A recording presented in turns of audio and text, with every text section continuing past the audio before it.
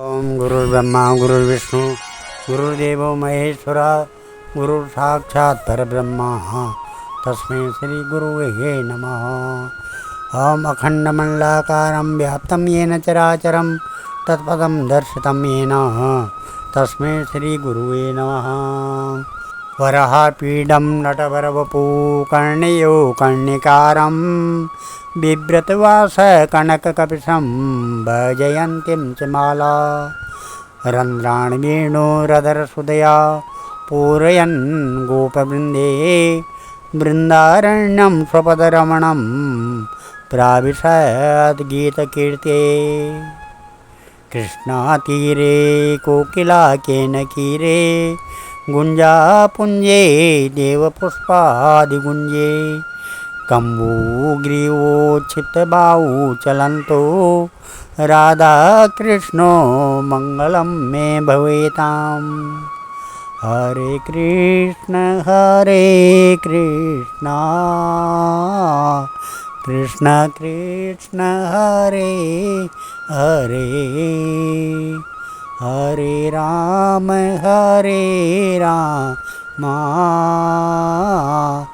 राम राम हरे हरे।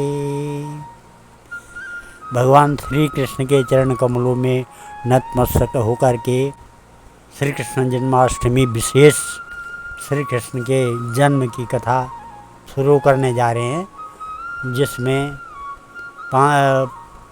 श्रीमद् भागवत के 5वें दिन की कथा है। ये 10वां स्कंद प्रारंभ होता है। कंस द्वारा देवकी के 6 पुत्रों का वध। परीक्षित ने कहा है, महाराज, 9वें स्कंद में आपने चंद्रवंश और सूर्यवंश का विस्तार पूर्वक वर्णन किया। महाराज, यदु के वंश में अवतार लेकर श्री कृष्णचंद्र ने जो लीलाएं की सो वर्णन कीजिए। ज्ञानी मुमुक्ष विषयों तीनों प्रकार के मनुष्यों को कृष्ण भगवान के चरित्र प्यारे हैं।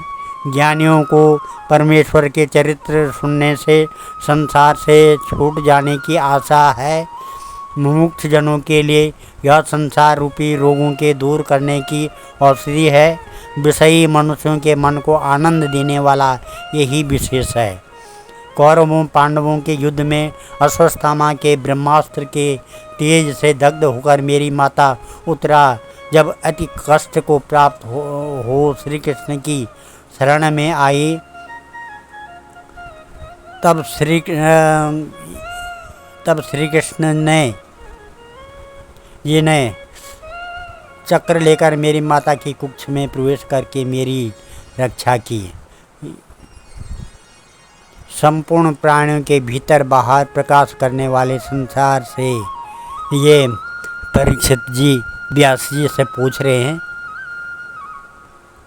कि संपूर्ण प्राणियों के भीतर बाहर प्रकाश करने वाले संसार से मुक्ति दिलाने वाले दुष्ट आत्माओं को मृत्यु देने वाले तथा भक्तों पर कृपा करके मनुष्य रूप धारण करने वाले श्री कृष्णचंद्र की लीला हमारे आगे वर्णन करो। परीक्षित की अविचल भक्ति की सराहना करके सुखदेव जी बोले, है राजेंद्र, धन्य है तुम्हारी बुद्धि को जिसकी श्री कृष्ण कथा में अति उत्कट प्रीति हुई है। भगवान की कथा करने सुनने वाले और पूछने वाले तीनों पुरुषों को पवित्र करती है राजन। दुष्टों के बाहर से पीड़ित हो पृथ्वी गो रूप धारण कर ब्रह्मा जी के निकट गई और अपना दुख निवेदन किया। पृथ्वी का दुख सुनकर ब्रह्मा जी संपूर्ण देवताओं व शिव जी को साथ लेकर क्षीर सागर गए, जहाँ नारायण शेष शैया पर सो रहे थे। ब्रह्मा जी ने समाधि लगाई। उस समय आकाशवाणी हुई। उसको सुनकर ब्रह्मा जी बोले, हे देवताओं, मुझको जो भगवान की आज्ञा है हुई है सो सुनो और शीघ्र ही वैसा करो। नारायण ने पृथ्वी के दुख को दूर करने का विचार कर लिया है। जब तक भगवान पृथ्वी का बाहर उतारने को मनुष्य रूप धारण न करें, तब तक तुम यदुवंश में जाकर जन्म लो। भगवान वसुदेव के घर में आकर प्रकट होंगे। उन भगवान के साथ विहार करने के अर्थ देवताओं की स्त्रियां भी ब्रज में जाकर जन्म धारण करेंगी और 1000 मुख वाले शेष जी बलभद्र नाम से पहले ही वसुदेव जी के घर जन्म लेंगे। भगवान की माया देवकी के घर को खींचकर रोहिणी के उदर में रखने के लिए प्रकट होकर पीछे वह भी अपने अंश सहित यशोदा के घर प्रकट हुएगी। राजन ब्रह्मा जी देवताओं और पृथ्वी को समझा बुझाकर अपने सत्यलोक चले गए। यादवों के राजा सूरसेन ने मथुरापुरी में बसकर मथुरा और सूरसेन देशों का राज्य किया। मथुरापुरी में सूरसेन के पुत्र वसुदेव जी विवाह करके देवकी को साथ ले अपने घर जाने को रथ पर बैठे। उग्रसेन का पुत्र कंस अपनी बहन देवकी का रथ हाँकने के लिए बैठ गया। जिस समय मथुरा से बाहर कुछ दूर बारात निकली, उस समय आकाशवाणी हुई और अरे मूर्ख कंस, जिसको तू पहुंचाने जाता है, इसी के 8वें गर्भ से उत्पन्न हुआ बालक तुझको मारेगा। यह आकाशवाणी सुनते ही कंस बहन के मारने को हाथ में खड़ग लिए एक हाथ में उसके सिर के केस पकड़कर बोला, इस वृक्ष को जड़ से ही उखाड़ डालूं, उसमें फल फिर क्यों कर लगेगा। तब कंस को समझा बुझा तथा उसकी प्रशंसा करके वसुदेव जी कोमलता से बोले, है महावीर कंस, आप योद्धा हैं, इस कारण आप अपनी बहन को मत मारो। यह तुम्हारी बहन है, इस कारण आपका इसको मारना उचित नहीं है परीक्षित। इस प्रकार वसुदेव जी ने कोमल वचनों से बहुत कुछ समझाया, परंतु दुष्ट कंस ने एक बात न मानी। तब जब वसुदेव जी ने देखा कि देवकी की मृत्यु समीप है, तब उन्होंने अपने मन में विचार किया कि बुद्धिमान पुरुष को जहाँ तक हो सके वहाँ तक मृत्यु को हटाना चाहिए। यह विचार कर वसुदेव जी कंस से इस प्रकार बोले, आकाशवाणी से उत्पन्न भय को आप अपने मन से दूर कीजिए। जिन पुत्रों से आप भय मानते हैं, उन पुत्रों को मैं आपको लाकर समर्पण करूँगा। वसुदेव जी के वचन को मानकर कंस ने देवकी को मारना छोड़ दिया। वसुदेव जी प्रसन्न हो देवकी को साथ लिए घर पहुँचे। तदनंतर देवकी ने 8 पुत्र तथा 1 कन्या 9 बालक 1-1 वर्ष के अनंतर से उत्पन्न किए। पहला कीर्तिमान नाम पुत्र हुआ, उसको वसुदेव जी ने अति दुखित हो कंस को समर्पण कर दिया। साधु लोग प्रतिज्ञा भंग नहीं करते हैं और विद्वानों को किसी बात की अभिलाषा नहीं रहती है। देवकी ने मन में विचारा, जो इसको काल समीप है तो कौन बचा सकता है परीक्षित। वसुदेव को सत्य में स्थित देकर कंस हंसकर बोला, यह बालक आप अपने घर ले जाओ, इससे हमको कुछ भय नहीं है। तुम दोनों से जो 8वां पुत्र होगा, उससे निश्चय ही मेरी मृत्यु कही है। वसुदेव जी पुत्र को अपने घर ले आए। जब यह समाचार नारद ने सुना तो उसी समय वे आकर कंस से बोले, महाराज, ब्रज में जो गोप है और उनकी स्त्रियां हैं, जितने यादव और जितनी स्त्रियां हैं, वे सब देवता ही हैं।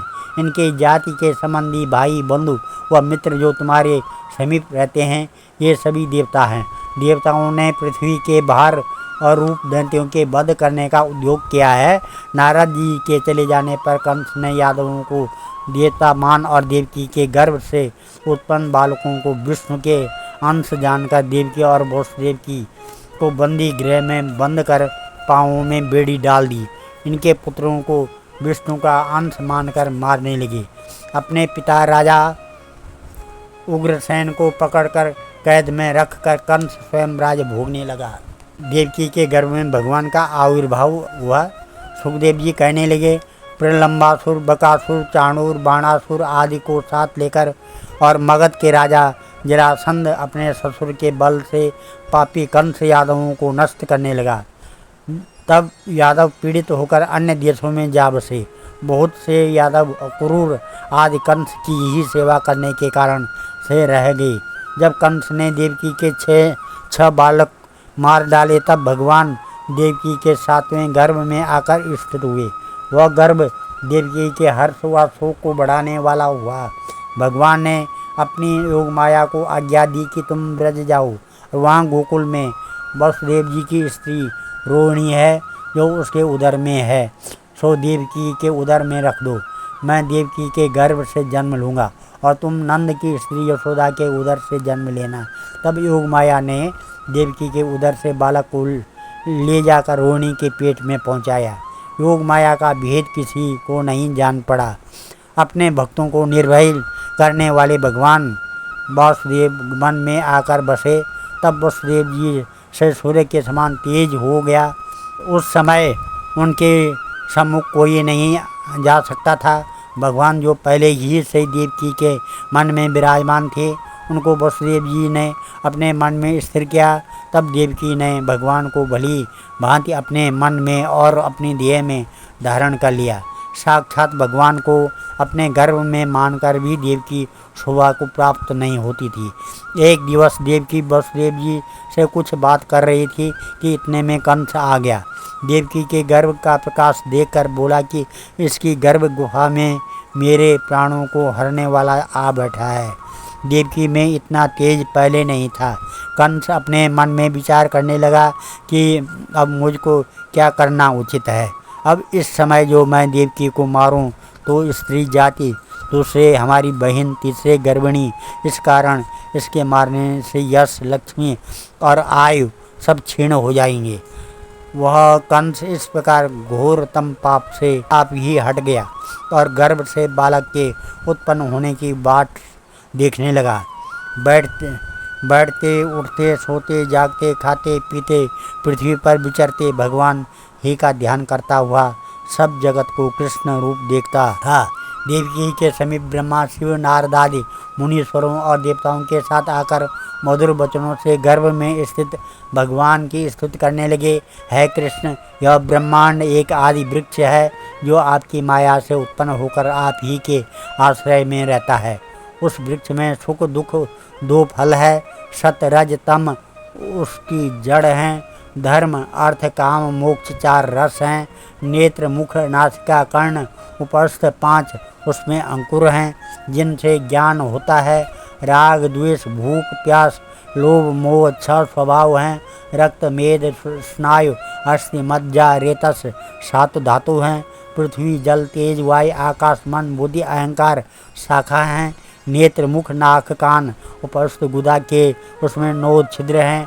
प्राण अपान व्यान उदान समान नाग कुर्म कृकल देवदत्त धनंजय 10 उसमें पत्ते हैं। जीव ईश्वर दो पक्षी उस वृक्ष पर रहते हैं। ऐसे जगत की उत्पत्ति पालन और संहार करने वाले आप ही हो। तुम्हारी माया से मोहित होकर अज्ञानी लोग संसार को अपने से पृथक मानते हैं और आपको ब्रह्मा शिव आदि भेद से देखते हैं, परंतु ज्ञानी आपका एक ही रूप मानते हैं।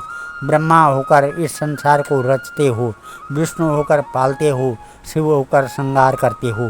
पापियों को दंड देने के अर्थ अनेक स्वरूप धारण करके दंड देते हो। आपके चरण कमल से भूमि का सब भार एक ही बार में उतर जाएगा।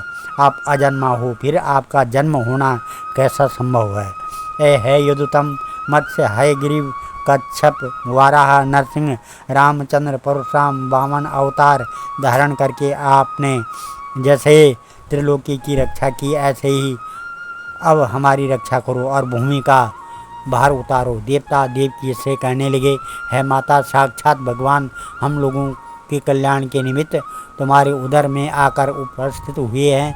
तब कंस का इन्हीं हाथों मरण होगा। तुम्हारा पुत्र यदुवंशियों की रक्षा करने वाला होगा। तत्पश्चात सब देवता ब्रह्मा जी और शिव जी को आगे करके स्वर्ग को सिधारे। अब कल हम श्री कृष्ण का जन्म के बारे में कथा पढ़ेंगे। ओम नमः मंगलम भगवान विष्णु मंगलम गरुड़ध्वजा मंगलम पुंडरीकाक्षा मंगलाय तनोहरि मंगलम भगवान शंभु मंगलम वृषभध्वजा मंगलम पार्वतीनाथ मंगलाय शिव शंकर।